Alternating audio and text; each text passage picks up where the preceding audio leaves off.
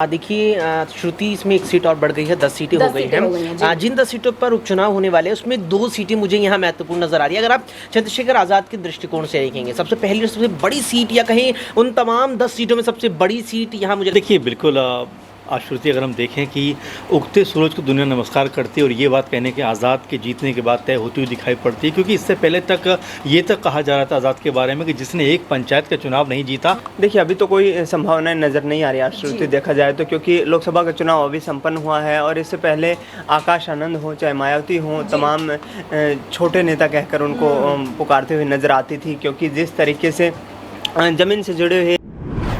नमस्कार, मैं आशुति वोहरा और आप देख रहे हैं नेक्स्ट 9 न्यूज। आपका बहुत बहुत स्वागत है इस खास प्रोग्राम देश की सच्चाई में। बात करने जा रहे हैं उत्तर प्रदेश के बारे में। उत्तर प्रदेश में इस बार भले ही आप देखें समाजवादी पार्टी कहीं ना कहीं जीत दर्ज करके लेके जा चुकी है, लेकिन जनता की कहीं ना कहीं उम्मीदें थी भारतीय जनता पार्टी से कि भारतीय जनता पार्टी इस बार उत्तर प्रदेश में जीत दर्ज करके लेके जाएगी, क्योंकि धर्म का जो एक मुद्दा है और धर्म के नाम पर जो कहीं ना कहीं वोटों का बंटवारा उत्तर प्रदेश में देखने को मिलता है, वो वोटों के बंटवारे की जो समीकरण है वो अब कहीं ना कहीं बदल चुकी है। समाजवादी पार्टी की जीत हो चुकी है, 37 सीटों पर समाजवादी पार्टी ने जीत दर्ज करी है।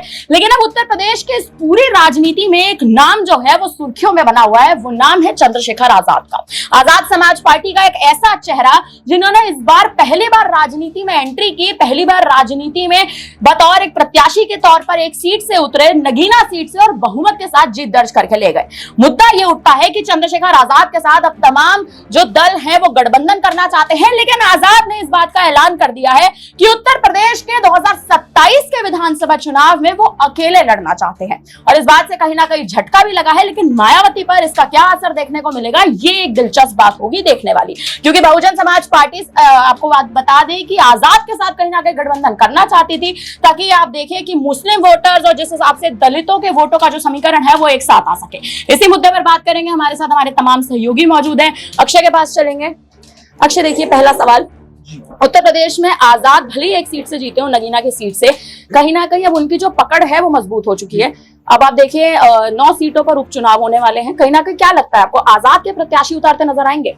देखिए श्रुति इसमें एक सीट और बढ़ गई है, 10 सीटें हो गई हैं। जिन 10 सीटों पर उपचुनाव होने वाले हैं उसमें 2 सीटें मुझे यहाँ महत्वपूर्ण नजर आ रही है। अगर आप चंद्रशेखर आजाद के दृष्टिकोण से देखेंगे, सबसे पहली और सबसे बड़ी सीट या कहीं उन तमाम 10 सीटों में सबसे बड़ी सीट यहाँ मुझे लगता है करहल बनने वाली है, क्योंकि अखिलेश यादव ने वहां से इस्तीफा दिया है। अखिलेश यादव वहां से मेरे ख्याल से 11-12 जून तक विधायक थे, यानी जब तक उन्होंने इस्तीफा नहीं दिया था। अब माना जा रहा है कि चंद्रशेखर आजाद रावण वहां से अपने प्रत्याशी को उतार सकते हैं। और दूसरी सीट यहाँ पर हो जाती है पश्चिम की बिजनौर की ही मीरापुर विधानसभा सीट, जहां से चंदन चौहान सांसद बनने के बाद इस्तीफा सौंप चुके हैं। अब करहल और मीरापुर ही क्यों यहां सबसे ज्यादा चर्चाओं में बनी हुई है, या कहीं कि उन पर ही क्यों नजर हो सकती है, इसका आप अंदाजा इस बात से लगाइए कि चंद्रशेखर आजाद रावण के उत्तर प्रदेश में 80 सीटों में केवल एक सीट पर उनकी पार्टी का प्रत्याशी उतरा, जिसमें वो खुद थे। जबकि आप गौर करेंगे बिहार की 5 सीटों पर उन्होंने अपनी पार्टी से प्रत्याशी उतारे थे, लेकिन उनके समर्थन में वो इतना कुछ जन प्रचार करने, इतनी जनसभाएं रैलियां करने नहीं पहुंचे। यानी कि कुल मिलाकर के जो रिसोर्सेज, जो दमखम जितना भी चंद्रशेखर आजाद के पास जिस किसी भी रूप में था, उन्होंने सारा नगीना में जोड़ दिया, और इसका परिणाम निकल करके आया तकरीबन 1.5 लाख से भी ज्यादा वोटों के बड़े मार्जिन से वो जीत दर्ज करने में कामयाब रहे। अब ये दर्शाता है कि चंद्रशेखर आजाद रावण ने भले ही बिहार में अपने प्रत्याशी उतारे हों, लेकिन वहां उन प्रत्याशियों की कहां गिनती आई है। मेरे ख्याल से तीसरे नंबर पर भी कोई ही प्रत्याशी होगा जो आया होगा, लेकिन नाम उन्होंने अपनी पार्टी का कर दिया है कि हाँ, चुनावी मैदान में आजाद समाज पार्टी के भी 3 उम्मीदवार उतर चुके हैं यहाँ पर उन चुनिंदा सीटों पर।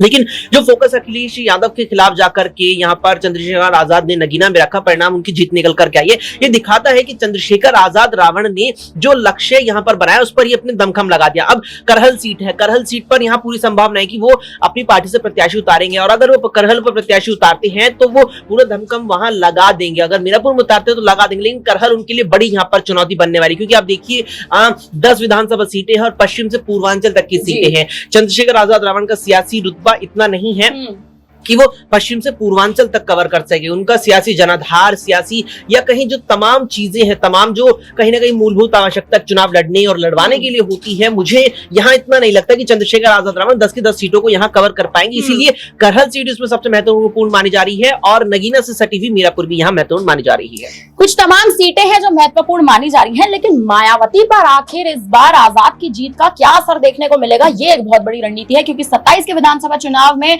आप देखें कहीं ना कहीं आजाद ने मना कर दिया है गठबंधन करने के लिए। मायावती पर क्या असर देखने को मिलेगा, अमन सर से बात करेंगे। तो सर क्या लगता है आपको, मायावती कहीं ना कहीं क्या आने वाले समय में आजाद के साथ गठबंधन करती क्या नजर आएंगी और आजाद की क्या रणनीति रह सकती है? देखिए बिल्कुल आश्रुति, अगर हम देखें कि उगते सूरज को दुनिया नमस्कार करती है और ये बात कहने के आज़ाद के जीतने के बाद तय होती हुई दिखाई पड़ती है, क्योंकि इससे पहले तक ये तक कहा जा रहा था आज़ाद के बारे में कि जिसने एक पंचायत का चुनाव नहीं जीता उसके बारे में क्या बात करनी, लेकिन वही कह सकते हैं कि शख्स है, वही एक व्यक्ति है जिसने नगीना सीट के ऊपर अकेले दम पर लड़ाई लड़ी है, चुनाव जीता है। और देखिए बीएसपी इतनी बड़ी पार्टी है, जनाधार उसके पास है, 19-20% जो वोट है उसका लगातार हक कह सकते हैं कब्जा करने की वो बात करते हैं या अपने कब्जे में होने की बात करते हैं, लेकिन एक भी सीट उनके हिस्से में नहीं आती। तो जाहिर बात है कि यहाँ पर आजाद ने अपने आप को साबित किया, जबकि बीएसपी को ऐसा लग रहा है कि उनकी पार्टी लगातार न सिर्फ घट रही है बल्कि उनका जो कुनबा है वो भी दरकने का जो सिलसिला शुरू हुआ है वो खत्म होने का नाम नहीं ले रहा। आप देखिए कई बड़े नाम या तो उनसे अलग हो गए या खुद मायावती ने अलग कर दिया। ऐसे में आकाश आनंद जैसा उभरता हुआ नाम, उसको भी खुद मायावती ने कहा कि भाई आप घर बैठिए, आप अभी चुनाव प्रचार मत करिए। तो तमाम चीजें हैं जो कहीं ना कहीं मायावती की रणनीति के ऊपर भी सवाल उठाते हुए दिखाई पड़ते हैं कि जब इंडिया गठबंधन ने उनसे कहा था कि आप हमारे साथ आ जाइए, तो उनको जब सारी चीजें पता थी, अनुभव रखती हैं राजनीति का, तमाम जमीनी जो हकीकत है उससे वाबस्ता है, तो ऐसे में क्या उनको ये नहीं होना चाहिए था कि इंडिया गठबंधन के साथ मिलकर चुनाव लड़ते? आप देखिए 16 सीट ऐसी रही उत्तर प्रदेश में जो सिर्फ मायावती की वजह से इंडिया गठबंधन को गंवानी पड़ी या फिर एनडीए को हासिल हुई। तो ऐसे में मायावती की जो भूमिका है उसको लेकर उनको अब इस पर स्पष्ट करना चाहिए कि क्या उनकी पार्टी जो है सिर्फ वोट काटने की राजनीति करती हुई नजर आएगी, किसी को हराना किसी को जिताने की भूमिका में नजर आएगी, या खुद को भी कहने कहीं अब एक बार फिर ताकतवर बनाती हुई दिखाई पड़ सकती है। क्योंकि 23 तारीख को मीटिंग है और 23 तारीख की मीटिंग में अगर देखा जाए कई मसलों के ऊपर बातचीत होने वाली है, कई चीजों के ऊपर कह सकते हैं कि जो गंभीरता से विचार होने वाला। वैसे में मायावती की राह आने वाले दिनों में क्या कुछ होने वाली है, क्योंकि 2027 के चुनाव से पहले अगर देखा जाए तो उपचुनाव में उत्तर प्रदेश में, इसके अलावा हरियाणा में चुनाव है, महाराष्ट्र में चुनाव है, तो अब मायावती किस तरह से अपनी पार्टी को आगे बढ़ाती हुई नजर आएंगी, किस तरह से जो कह सकते हैं कि अपनी पार्टी को दोबारा मजबूत करती हुई नजर आएंगी, ये देखना बेहद कह सकते हैं दिलचस्प भी है, जरूरी भी है। क्योंकि इतना बड़ा दमखम रखने वाली उत्तर प्रदेश की राजनीति मायावती अचानक से इस तरह से अगर पॉलिटिकली लुप्त हो जाएंगी, पॉलिटिकली अगर आदर्श हो जाएंगी, तो जाहिर बात है कि हर किसी को कहीं ना कहीं उनका नहीं होना खलेगा जरूर, क्योंकि एक लंबे समय तक उन्होंने उत्तर प्रदेश की राजनीति में अपनी दखल रखी है। तो ऐसे में उनको अब यहाँ पर अपनी पार्टी को खुद को मजबूत करने के लिए कुछ जरूरी कदम उठाने की जरूरत है। अब वो कदम क्या होंगे ये 23 तारीख की मीटिंग के बाद साफ हो सकेगा।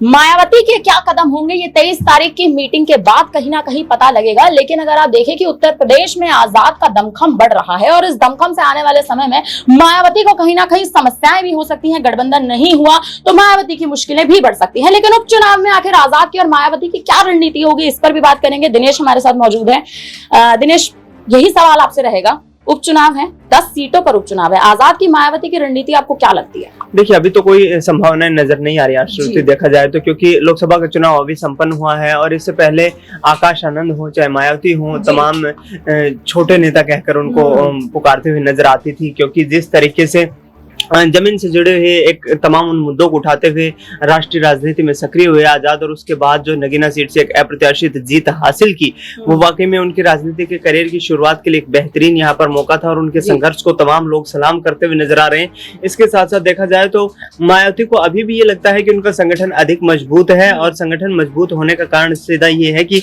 दलित वोट बैंक अभी कहीं ना कहीं उन्हें अपने इर्द गिर्द घूमता हुआ नजर आ रहा है। तो ऐसे में देखा जाए आगामी वक्त की रणनीतियां तय करने के लिए मायावती को सोच विचार चिंतन मंथन करने की आवश्यकता है। 23 जून को जो है पार्टी की राष्ट्रीय कार्यकारिणी की बैठक होने वाली है। उस बैठक में स्पष्ट हो जाएगा कि किस तरीके से मायावती अपनी आगामी रणनीतियां तैयार करती हुई नजर आएंगी। लेकिन फिलहाल देखा जाए उपचुनाव में तो यहाँ पर जो है गठबंधन की कोई गुंजाइश नजर नहीं आती है। इस बार गठबंधन की कोई गुंजाइश नजर नहीं आती, लेकिन मायावती की इस बार आप देखें कहीं ना कहीं तमाम सीटों पर हार। उत्तर प्रदेश में तो हार चलिए एक बात है, लेकिन 432 की 32 सीटों पर कहीं ना कहीं हार होना मायावती के लिए बड़ा झटका है। आजाद की इस बार जीत जो है वो एक कहीं ना कहीं जो एक पूरा समीकरण है आने वाले समय में बदल सकती है। तमाम राज्यों में विधानसभा चुनाव होने जा रहे हैं, दिल्ली, बिहार, उत्तर प्रदेश, तमाम जगहों पर, तमाम राज्यों में विधानसभा चुनाव में आजाद की क्या रणनीति रहेगी, ये अब कहीं ना कहीं देखने वाली बात होगी, दिलचस्प बात होगी। फिलहाल इस पर अब आप क्या कहेंगे, आप हमें कमेंट करके जरूर बताइएगा। बाकी तमाम बड़ी खबरों के लिए बने रहे हमारे साथ, देखते रहिए नेक्स्ट 9 न्यूज।